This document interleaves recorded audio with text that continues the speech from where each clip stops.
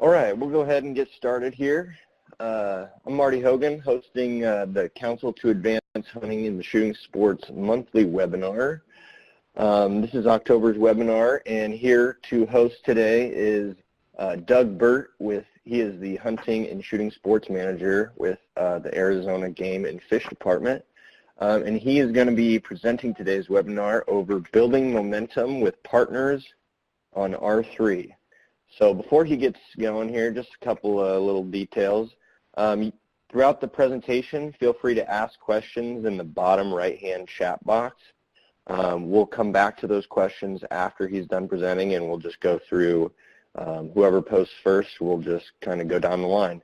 If there are leftover questions after, we'll get in touch with you, and we'll post them probably to the R3 community website so you can reference them later. We will have a survey at the end that we'll ask you to respond to so we can make sure that we're still on target with all of our topics we're bringing you. Also, we're going to try something a little new. We're going to have a couple little polls that we're going to try today. So we'll be popping up a couple different polls and questions to ask. So bear with us on that. So we're testing that out today. So other than that, ask questions, and then Doug, we'll have you take it away. Okie doke. Well, thanks very much for having me. It's a pretty cool opportunity that you guys tapped into us to ask some general questions, and kind of forced me to think about some things that we do that I might have never given, that much thought to. So it's been a good process for me just putting this together for the group, and I'm seeing a bunch of familiar names and a bunch of unfamiliar names, and with the poll, it looks like a lot of people are going to be hosting a meeting here in the next 6 months, so that's hopefully this is useful and relevant information.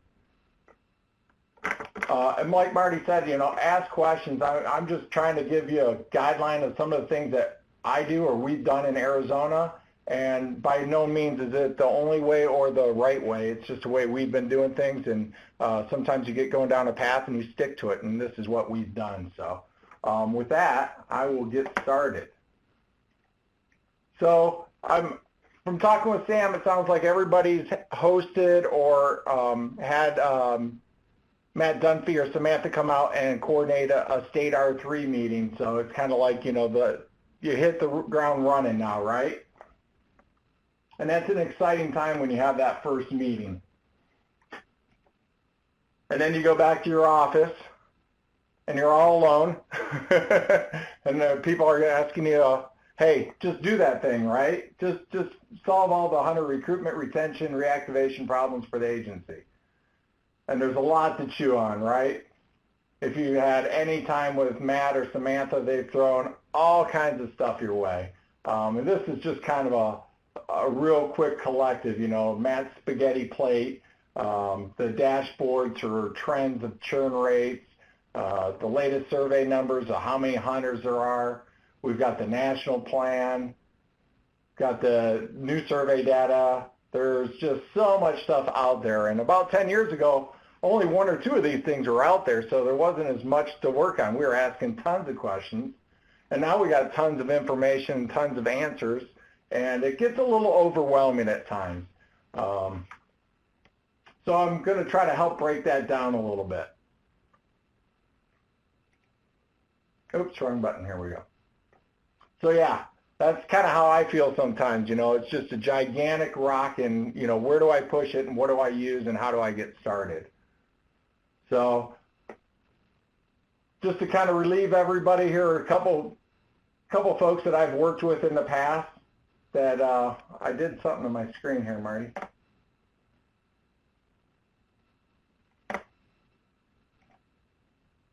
Here it goes.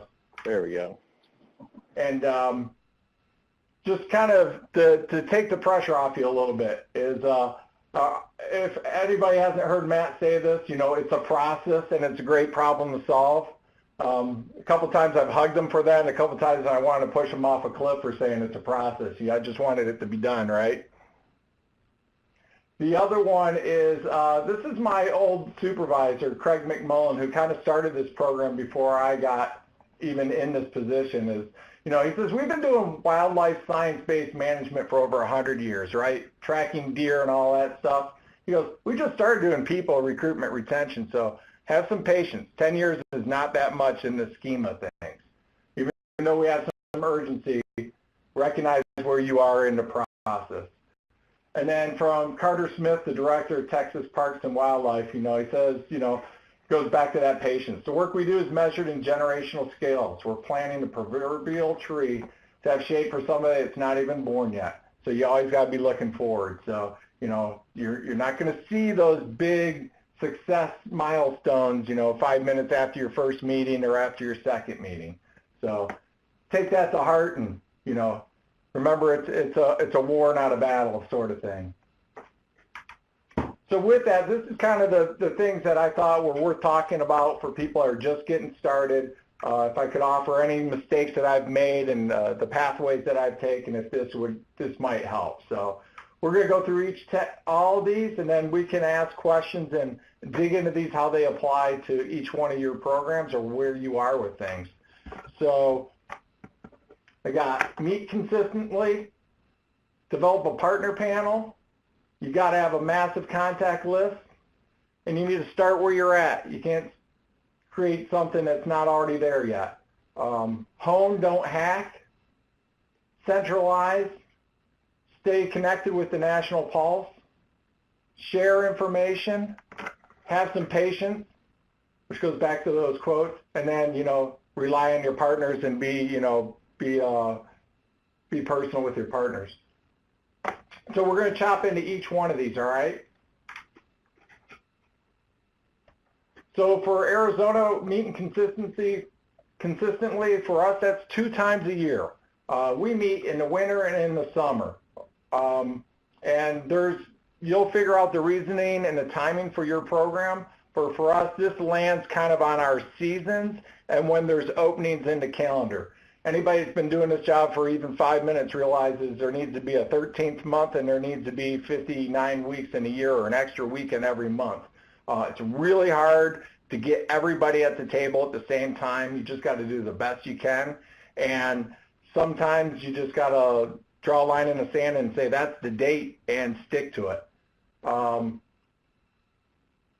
for us, you make sure you have a focused agenda.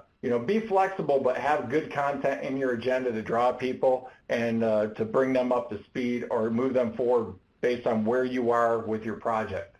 For us, this is huge. Location, location, location. Our primary partners started out as the Critter Group partners. That's where we started at because we were taking people hunting and they were doing hunting programs. This group of partners doesn't do good in a big white wall office meeting room with tables and chairs set up like a student learning situation. They do much better in an outdoor environment. We do campouts, we do wood setups, some examples there of, I think that was my first meeting on the right-hand side, our concept of being outdoors. It turned out to be about 10 degrees and everybody there froze, but it was still a better environment than having them inside like a pavilion or auditorium style where it's not a conducive environment for conversation. Make sure your meetings include a lot of time for networking and social. A lot of these people are running and gunning, and rarely are they under the same tent together. And that's a good platform to be the host of. That fosters some good relationships, and we're seeing a lot of benefit from that. And we've been doing this for years, and even our last meeting that I thought I built even more and more time for that to happen and still be productive and focused. People are like, Doug, you got to give us more time so we can network and partner and do the things that we need to do. They're happy that you're bringing them together. And, that ties in our outdoors. We're casual, but we're very professional. We hand out meeting notes. We do a sign-in sheet. We give professional presentations. We take notes. We take action items. We do it just like any type of public meeting. So just because you're outside doesn't mean you're off cuff. So with that, I think the agenda is huge. I don't know why that picture came out upside down. My old predecessor, he was a stickler for, the content of your agenda and making sure your agenda moved through the steps and got you to the end that you wanted to get to. And that's an art, and you got to keep practicing and working at it. We've come up with a standard format. Our meetings are 2-day meetings because remember, we're outdoors. We're usually camping out and having a campfire.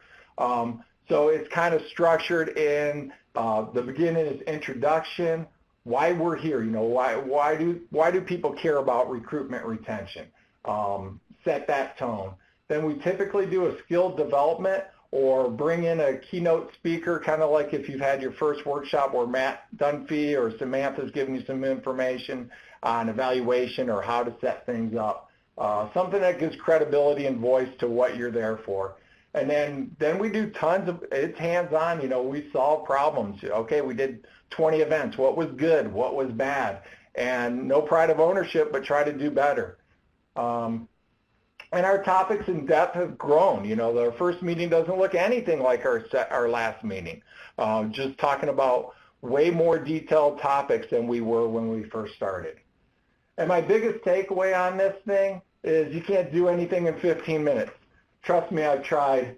You can barely take a potty break in 15 minutes and get people back to the table. So they used to call me the agenda Nazi. I've loosened up quite a bit. But at the same time, I value their time and want to make the content worth showing up. So it's an ongoing balance. I'm going to move along. I got, oops, I keep hitting the wrong button. So here's an example of one of our agendas. I'm going to get through all the points, and if someone wants to know specifically what are you talking about, what that content development looks like, I'm more than willing to offer any type of conversation on that if you're interested. But, you know, just kind of standard format and making sure that we have an exciting agenda that makes people want to come to the meeting and waste and spend their valuable time. So our next point for us is we have a public steering committee. To me, this has probably been the #1 thing for our continued progress. For the longest time, if we kept hosting our state meeting, we kept circling around the same questions and answers over and over because there's always someone new at the table, and it's a big problem to solve. So, you know, we created a steering committee. They're a great sounding board for the partners and NGOs and for the State Wildlife Agency. They're key leaders. They're focused. They usually have good direction. They've done a lot of things that we haven't done, which is very helpful. They're a great voice for the agency, the partners, and the partners to the agency. They're kind of a really good conduit for us. They've provided a ton of leadership. You know, they go and they have these relationships and tell John, their friend of organization X, you need to be a part of this. So they're great advocates for that. And they help with all my meeting agendas and planning. They're really, instead of me just working in a vacuum, it's very helpful. What I've learned from that is, you know, we did it ad hoc. You know, at this point in the game, I wish we set some guidelines of what that board looked like, set in some process of how we rotate people in, how we rotate people out. So if you're looking to do this, it doesn't need to be real stranglehold like a nonprofit board of directors. What are those, the guidelines that they have for that? But give it a little bit of structure, and that'll help you in the long run, I think, because doing it after someone on the board for 7 years is a little more challenging.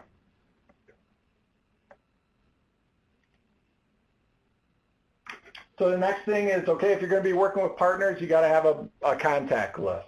You got to own it, you got to manage it, you got to make it real easy for you to use and maintain.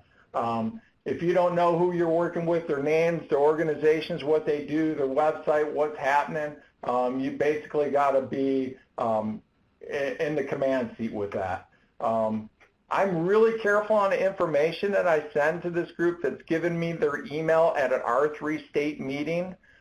First, we have a checkbox if it's okay to share their information so they can network later without the state's involvement.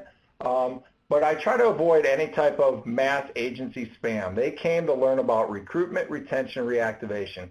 Those are the things that I send them. I can tell you that this list started out as next to nothing, and now it's referred to as, you know, it's a pretty valuable list throughout my agency, and if it was public or in a platform where anybody could email this group, they would get a gazillion emails every week. So I'm kind of a gatekeeper a little bit on that. That's a tough position to be in when leadership wants to send them something. What I learned from this is, it was already on an Excel file. I wish I had a content management system, but I don't, so I make work with what I got. I cleaned it up, but now when I was doing this, I realized it's been about 6 years ago, so I'm probably due to tweak it, use some modern technology on my Excel sorts and things like that. I need a mail merge system. I don't know how to do that. So I'm, BCing 300 email addresses in one email address from me. I know there's a lot of IP addresses or email clients that they won't send someone their email if they were in a massive BCC list. So it could be going in their spam filter. So I don't know what my reach and my click-through rate is, and I think individual emails through a mail merge or through a MailChimp or something like that would give me better penetration, and that's the area I need to work on. So number 4, start where you're at. I mean, if you had your first state R3 meeting, I showed you all the information that's out there. There's spaghetti plates, there's evaluations, there's designing a program specific to do a specific thing. You could get really wrapped around starting everything over, trying to build the perfect mousetrap. If you already got programs in place, it's a really hard thing to do. We just started where we were at. The first thing that we did is, we took inventory, and that was twofold. We took inventory of all the programs the agency was doing, listed all those out, dates, types, etc. Basically just, like cleaning out your garage. Then we also took inventory of the partners in the state of Arizona or the conservation groups in the state of Arizona, and found out it was fairly extensive. And that's the case in many, many states. We just had Oregon help us with one of our state meetings in July, and they're like, well, we only have one organization in the state. But it turns out they're a massive organization. They have about 15 chapters throughout the state. So they don't have a diversity of organization name, but they have huge diversity throughout the state and statewide representation. So that, that's a really good partner to be working with, especially one leadership. So compile all that stuff and see what they're doing and where they're doing at. Most likely they fit in some component of R3. They're teaching people hunter clinics, they're taking them hunting, they're doing how-to events, they're doing public outreach awareness. All those things connect. So list all those out. Then find the nuggets and start putting those on the adoption sequence and see where you're at. You might find you have a bunch of retention work. You might find you have all kinds of programs that are just in the introductory and awareness stage. Just see what that looks like. And that's an educational process. It's really good to do if you have your steering body already together, because that visualization, that gets everybody moving in the right direction. And just keep evolving. What I learned from that is a couple things. First, we had a lot of stuff on the landscape we were not aware of that fit R3, conservation, recruitment, retention. And then when we started listing those and being the spokesperson for many of those events, the partners are really, really happy that the State Wildlife Agency was putting those in one comprehensive list, gave them credibility, and it gave them a centralized location to send their contacts to. This is just kind of an evolution of Arizona. In 2010, upper left-hand corner here, after we did that process, we copied and pasted and put all that on a Word document, printed it out, put a staple on it, put it on top of the counter, and handed out at certain events. There was 3 pages of partner activities that met the need of teaching people how to hunt, fish, or shoot a gun or an arrow. After that, we're like, hey, we should be putting this in the hunt regulations and get bigger distribution. So in 2012, I think we had 2 or 3 pages, and that's expanded to almost 6 pages in our hunting regulations. And there's pros and cons to, are we reaching the same or different audiences? And we can have those conversations, but that was an important step for building credibility with the partners. The refinement of finding the right customer is a whole nother element that ties into that. So if you've been inoculized by Matt and the group about, reaching into a new segment audience, understand that there's twofold. You're pleasing business partners and you're pleasing customers. So that you do different things in each one of those elements. And your business partners are, your NGOs, the people are hosting these events. So shortly after that, we digitized it. I had a good relationship with our publications and our information branch, and they created a web page for us, so we were able to put the regs listing on a digital website. But again, that was all static content, right? Create this printed PDF and it stays the same until you make a new one. So then we used Google Calendar, and we've used that up for about 4 years now.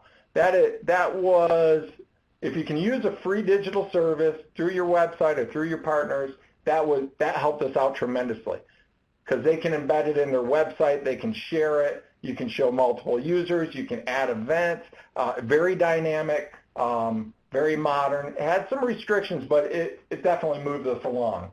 And then almost a year ago, we launched online registration with Calcami, which is, gives us all those varieties. It gives us a calendar listing, it's dynamic, gives us student registration, and then data collection to help us with evaluation. So, you can see, I'm probably missing a couple of years here, but that's been anywhere from a 7 to 10 year process. So, like I said, start where you're at, constantly evolving.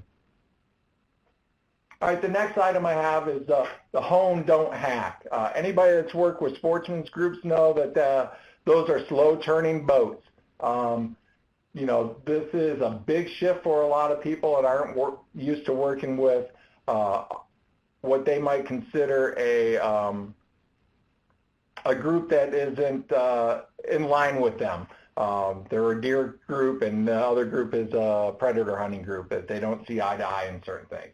So do small changes and tweaks, and be the supporter that does that. So if you're asking everybody to put all their information in one centralized location, help provide the resources to do that. Be the facilitator of that. For us, it took a long time just to get everybody talking the same terminology. I had people, they didn't know what R3 was. You can't come out with all those acronyms. They didn't know what the adoption sequence was. They were happy if the same kids went on a deer hunt and thought that they were permanent hunters. All the language that we've learned about social, the shift, the science of becoming connected with a recreational activity, those are big shifts in sportsmen's groups that might be been around for the last 50 or 60 years. And it also was the same for our agency. We didn't get to where we were overnight. It took us a while to get a couple pages in the hunt regs. Well, why should we use 3 pages for the hunt regs to list events for somebody else? You have to build on those relationships, sell them on the why, and help support it and validate it. Over the 10 years, we've created youth seasons. We've customized our hunt regulations to be more new hunter friendly. We just did a license modification or a license restructure that allowed a simpler license structure. I mean, that's not me doing that. That takes years and years and reasoning and why behind it. So it works on both ends. And most of your partners are going to demand that too. Yeah, we're doing this event for you, but what's the department doing? We want to see our event posted here. We want to see it in the reg. So, that's kind of a horse trading program. So for me, what I learned from that is when we realized that there were all these events, and we were calling them recruitment retention events now instead of just the Deer Association's hunt clinic, showing up to those events, even if I just said hi, I had a cup of coffee and I had to go, or tried something that they were eating, that gained big time respect and value. And anybody that's done any type of partner work, I suspect everybody here has seen that. All I can say is that that's still good business. They were really happy to see the agency was interested to collaborate and promote those activities for those partners. You know, they do a lot of habitat work, a lot of underground work. This is a good shared partnership here. I had a point I was going to make, and I completely drew a blank on it.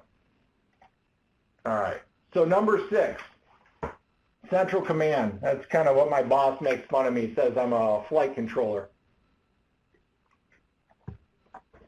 So on the bottom left, I got to give credit. I stole this picture from Samantha. She did this at one of our last meetings. She says, so you're an R3 coordinator. What does that mean? You know, and, you know, basically you're a salesperson, you're a flight attendant, you're a teacher, you're a cheerleader. Oh, you got to teach people how to hunt too. And we want you to know everything about social media, marketing, public outreach. I mean, you wear a ton of hats.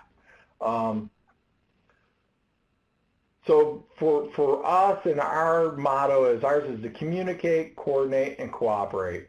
And as of right now, I forgot Arizona has the 5 C's, so I guess that's a theme for us. And that's, you know, that's sending, you know, being that focal point, one-stop shop, easy question and answer, ability to connect people. Right before this meeting, I got an email from someone that said, hey, who are the contacts from the Becoming Outdoors Woman program, because I'm interested in helping them volunteer and do GPS. I was able to go through my contact list, search for Becoming Outdoor Woman, but I know who it is, obviously. Copied and pasted her information, sent it over to her with a little bit of information on my relationship with them and what they do, and connected those 2 people so they can build a relationship, and they didn't get stuck looking for how to get a hold of someone. So basically I learned stuff like that. You know, it's the little things. They like someone to call, not get to run around from a bureaucracy of an agency, being available and helping, you know, centralize information and coordinate. So that's basically what I probably do 50 to 75% of the time is that.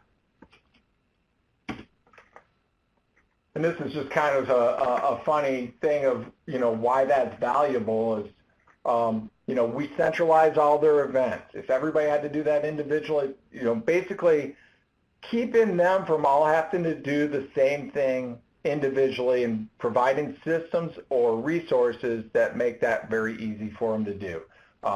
We collected all the events in one place and put in the regs. If you think of that from someone that wants to start hunting from the customer standpoint, before they would have to know that organization, go to their website, find the link on their website to an event and see if it meets their calendar timing and needs.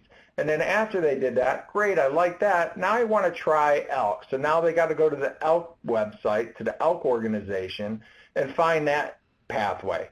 And centralizing brings all that together and makes it one consolidated portal for everybody. The other thing we do as a state, you know, is we, you know, if each organization tried to get an online registration system, one, there would have been no consistency to our customer base. 2, they all could have ended up paying a certain fee and set up an organizational stuff. That's a lot of burden on a lot of different organizations. So that's why we chose to go with Calcami and make those resources available to our partners, or to facilitate that for our partners.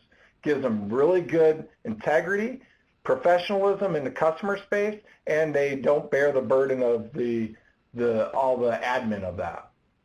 And then the picture of the U.S. is just, you know, we travel all over the state, our country, and bring a lot of stuff back to them. Centralized information.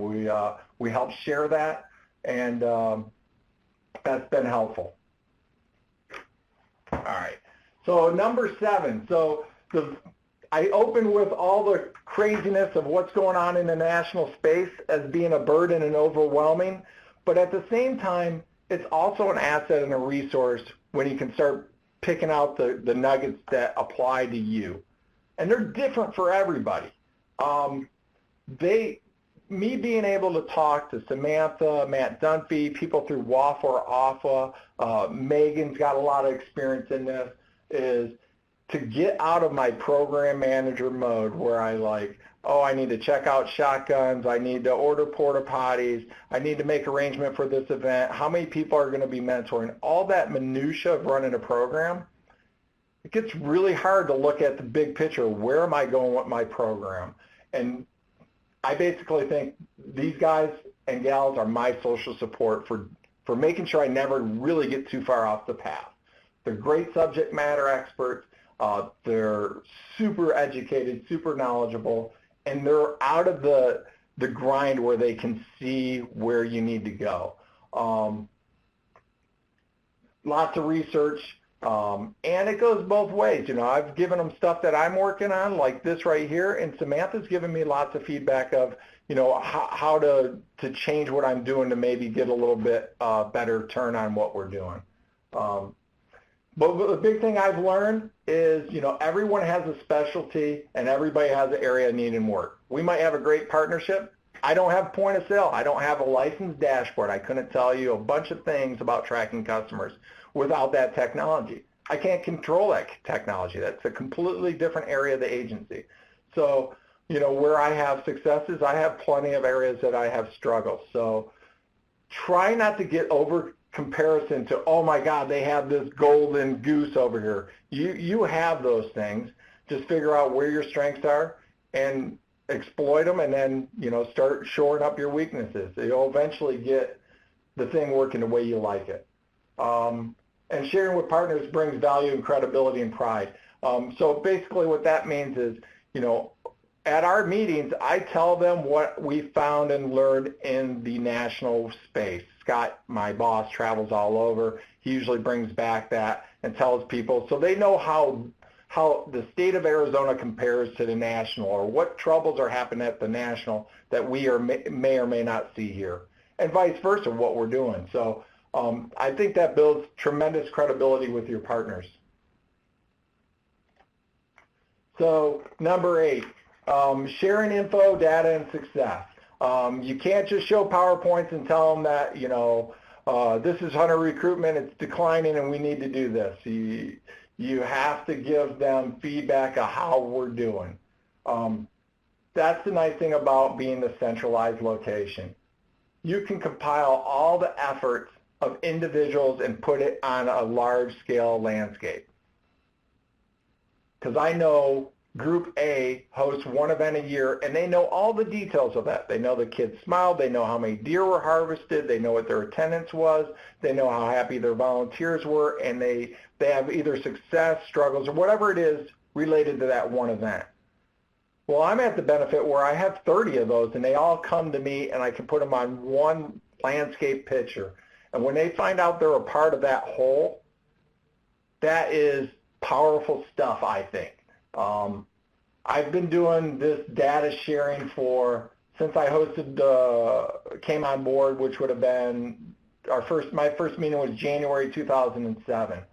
And every time I give the presentation, I'm like, guys, I keep giving you this stuff. Is it valuable? Do you want it? And every time it's like, yeah, Doug, we need to know where we're at. You know, just, you know, don't dwindle so long and let's go.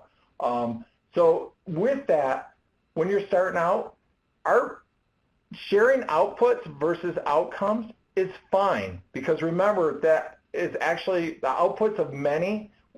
When they only had their individual output, that is the outcome when they find out they're part of a collective. So for my first presentation, I was like, we hosted 30 events, we hunted these species, we had this many pages in the regulations, and we had this much traffic to our webpage. We'll see if it grows or declines. And that was our measurement. That was our baseline. Where this year, we've been doing it for a long time. You can see I have a bunch of boxes there. Since we started, we've had 16 meetings. We have 60 plus active partners. You know, it's a big report now. But I didn't start with that. You know, you report out what you have. Appreciate and celebrate. Any agency indicators that you have are very helpful. We show our license sales. While we can't attribute those to the efforts that we're doing, it is a big macro version to let them know what is the trend, where is Arizona going. We do a biannual public trends of participation in outdoors. We share that every 2 years. That's a science study that works really good in the groups. And if we're doing any marketing, we tell them, hey, we're promoting people to go hunting, and we're telling them to go see you. So that's kind of the reporting and the data sharing. What I've learned is they're my board of directors. They want to know how we're doing, and I'm responsible for telling them that and responsible for making sure we're going forward. Like I said, partners love seeing the whole.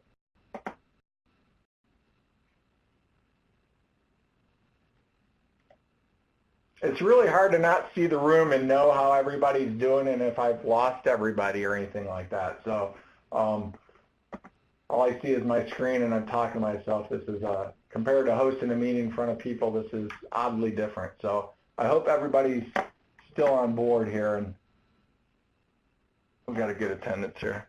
Okay, so number 9, patience in parking lot. If you're in an R3 position, you're a creative, talkative me, most likely. And you want everything done. I'll tell you a story since I got bored with myself.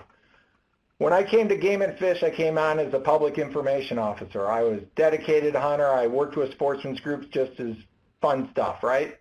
And when I wrote my first press release about small game season and quail season and all the great things that I loved and learned and liked, you know, I thought it was going to take one press release and then the numbers were going to go off their chart, right? That didn't happen. So have some patience. I tell myself every day, that picture there is my office. Everything stuck on the wall there is an idea. Some of them are 1 minute old. Some of them are 5 years old. There's a lot of philosophical thoughts related to recruitment, retention, reactivation, and they're unique by region, they're unique by state, and they vary by your partners. They're probably all good ideas. Just find the nuggets that work, you know, and have patience. Put a pin in it. Put it on your wall. Think about it. You know, our struggles where I want to be is we don't have point of sale and I don't have a unique customer ID. That prevents me from being able to report ROI and success and at a really confident level scientifically, and it's been like that for a long time. That's probably my biggest frustration. So, you know, have patience. You got to go at their pace. This is one thing I learned. We're about mid-cycle, hosting our R3 meetings, talking about how we should teach people how to hunt, best practices, you know, terminology to not scare them away, those sorts of things. And we said, hey, you know, should we be offering other activities at the event? Because science says the more event activities that you have for everybody besides just turkey hunting, your increase in satisfaction and retention is greater. So having an archery activity or a BB gun. And we asked them, would you like a watchable wildlife? You know, want some binoculars and a field guide?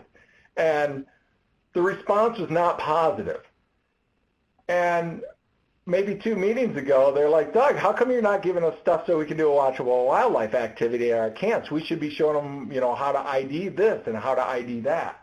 You know, my first response was, you know, you're the same guy that told me no 3 years ago. But you don't, you know, you just, so when they're ready, be ready to give it to them. So have a lot of patience.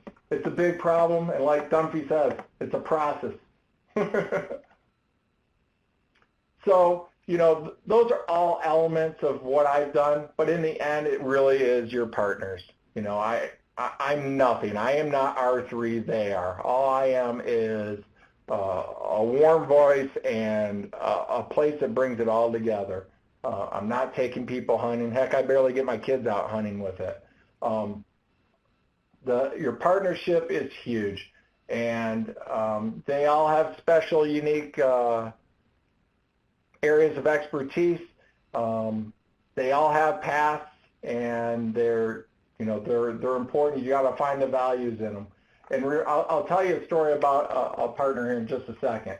But if you look at our partnership right now, we average an event every 9 days. Obviously, that's compressed based on seasonality. But if you took the number of events over 365 days, we're hosting an event that teaches someone a hands-on skill that requires a license mostly and to take a wildlife all year long. It's pretty massive. Our partnership continues to get diverse. You know, we started out with the deer group and the elk group, but we've added, you know, rod and gun clubs are great organizations. Shooting organizations are great. They're very active membership. And now we're reaching out to youth, environmental education groups, and local retailers. They all play different roles, but they're all part of the puzzle. At minimum, if they're just a voice, your retailers might be the guys that post a sign that said, hey, here's a list of our events. Will you share this with their customer when they buy a new shotgun? And they look really, really green, send them our way, right? But, you know, some of these folks have been doing events for over 10 years. Like I said about starting where you're at, when we start asking them questions and going through their calendar events, they were doing stuff already. All we've done is hone those. We've given them some commonality, some best practices, and made them a little more customer friendly. So be respectful of that. They've been doing that long before we've been around, I think. They're committed, passionate, and dedicated. Anybody that's worked with the sportsman's groups had both edges of that sword. And be tolerant, you know. Takes consistent honing. They're all volunteers. They have turnover or leadership, which changes direction. You just gotta work with what you got and do the best you can. Using new technologies is not one of their favorite things. And I'll tell you that story now. So it's working with a predator hunting group, which is a unique organization on its own. It's not a stab at them. They're just different than taking people deer hunting. We introduced our online registration system, and the gentleman that was representing that group hammered me that it wasn't the perfect system for doing what everybody wanted to do. It wasn't a one-size-fit-all, but we were trying to make it a one-size-fit-all. And, you know, I had hours and hours and hours of phone call conversations with this guy. You know, Doug, it needs to do this. Why can't you just make it do this? He thought I was like the software engineer for it or something. But in the end, our last meeting, you know, he turned out to be my greatest advocate. He stood up in front of 50 people and said, this is the greatest resource that we have for recruitment retention in Arizona. He goes, it worked for me. I love it. I know it doesn't do everything. I thought someone paid the guy to say it. You know, it was off cuff, impromptu, and I never saw it coming. So you never know who your greatest advocate will be or who your greatest adversity will be. It might be the same person like Ray Average was. So, but what I learned is they gave us massive capacity and reach. You know, working with partners expanded the ability of this agency in voice, on the ground, extensively, and that's no surprise to anybody. And you know, they keep me coming to work every day. You know, the number of weekends and hours that they do this is mind-blowing. And I'm highly respectful of that. So that keeps me wanting to do stuff for them. This is just a terrible slide of the many, many organizations that we've had one point or another contact, connection, or relationship within Arizona. Some are event hosts. Some might have just showed up at one event and helped run a fly casting clinic. But literally there's hundreds of them, and they have partners within their partnerships that I have no clue of what's happening. They just, you know, I know one guy, he's got a partnership with a local bakery, and he gets all their day-old bagels and pastries for his hunt camps for free. That's a pretty good partner for them, right? They're starting to talk in a unified voice. They're educated on what the importance of recruitment retention. They're educated on the appropriate way to engage in conversation with antis or adversaries. So, you know, good spreading the word, good voice. So to kind of wrap things up of what a general partnership is starting to look like in Arizona, this is kind of a goofy example of the hog. So we have a couple really big turkey camps. Obviously, those are primarily hosted by the National Wild Turkey Federation and many of their chapters. There's 3 in the state. But they're also partnered with the Arizona Elk Society, the Phoenix Varmint Callers, the Arizona Flycasters, and one of our youth shotgun shooting sports programs. That's all the people at the table hosting a 3-day weekend event for about 100 participants. And they do 3 of those in 3 different areas. We have a women's javelina camp, and that didn't start with a NGO because there really aren't any javelina species critter groups in Arizona, oddly enough. But it started with a chat blog like Monster Muleys or whitetails.com.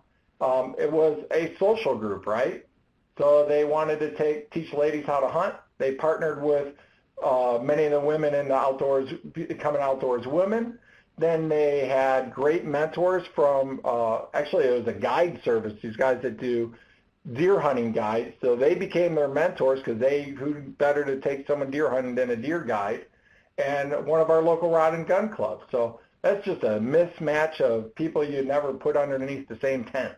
And they have one of the best productive educational javelina hunting events with harvest and education and everything each year.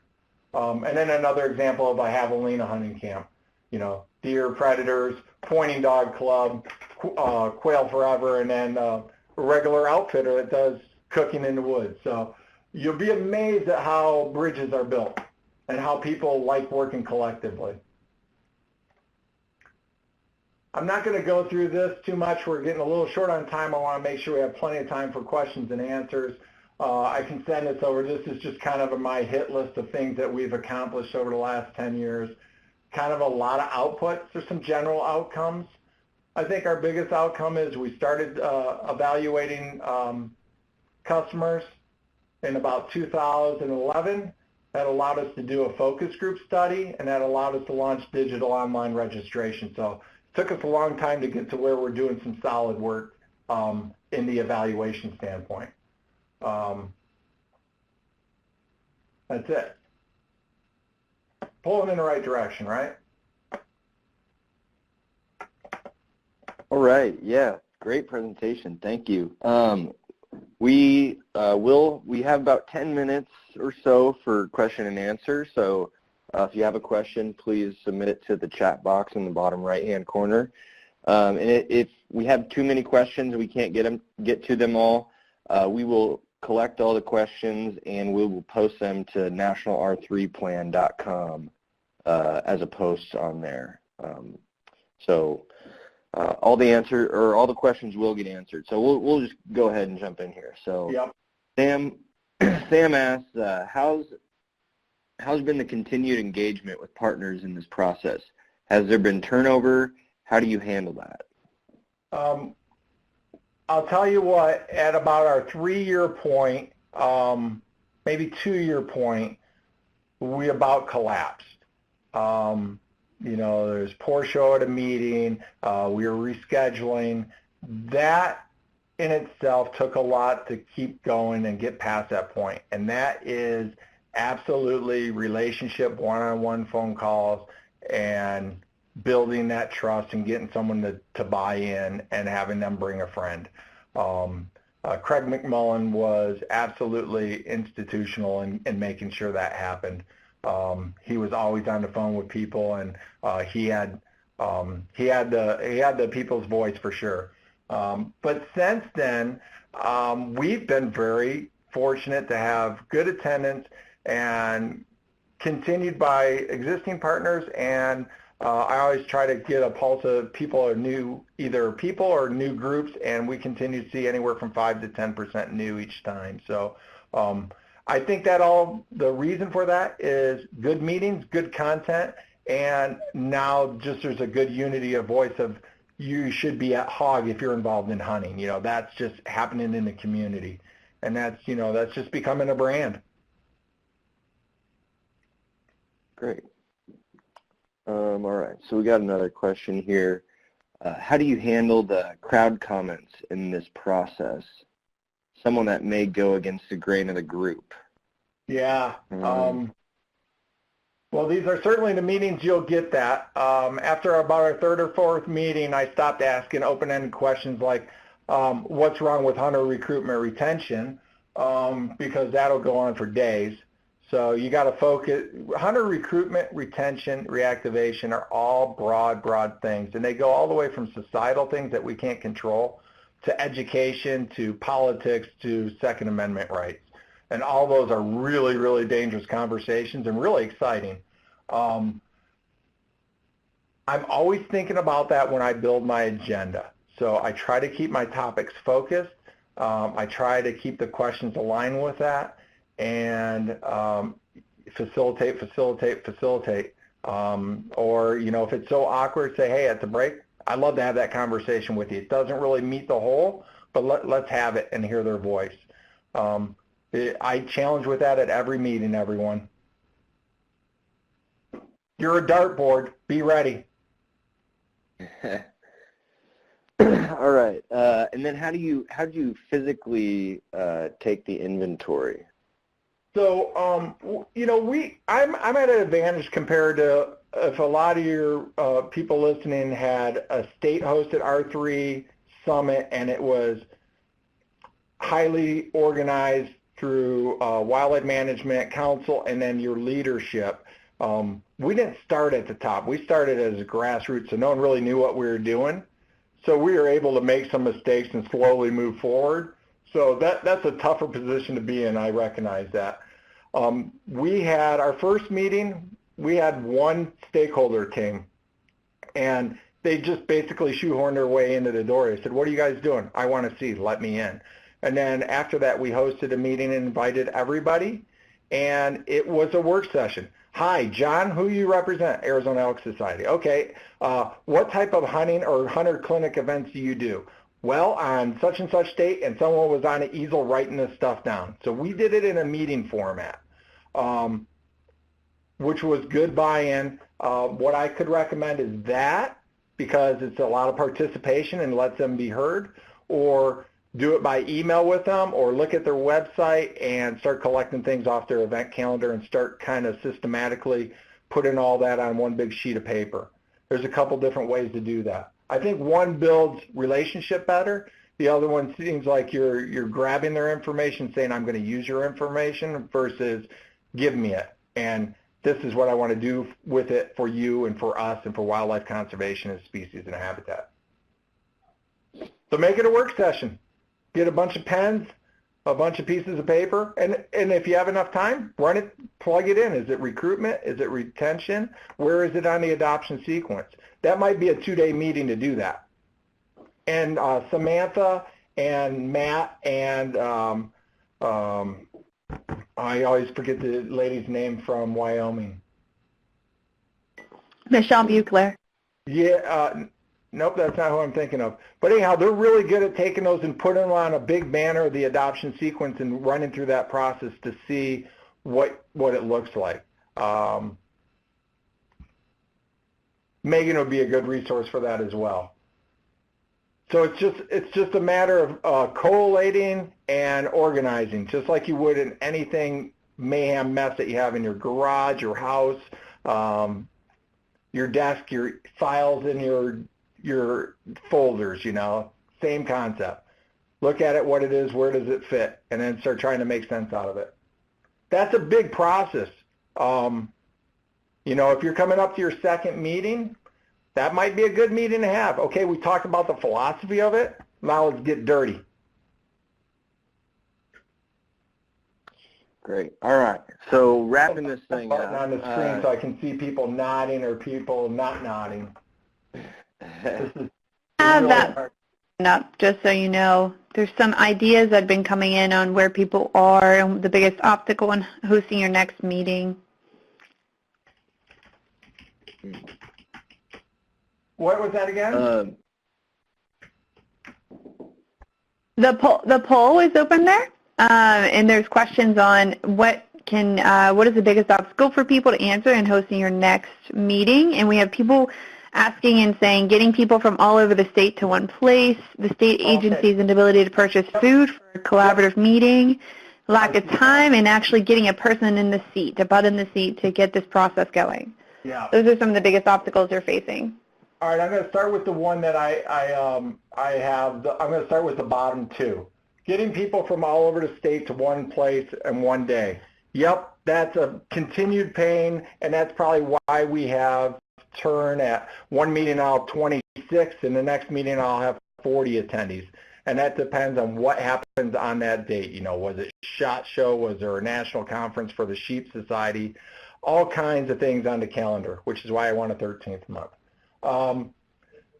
Our two meetings are held at two different places regionally. We try to do the north half of the state one time of the year, which is cooler in Arizona in the summer, and then we do the mid to southern part of the state in the fall to try to accommodate travel for that.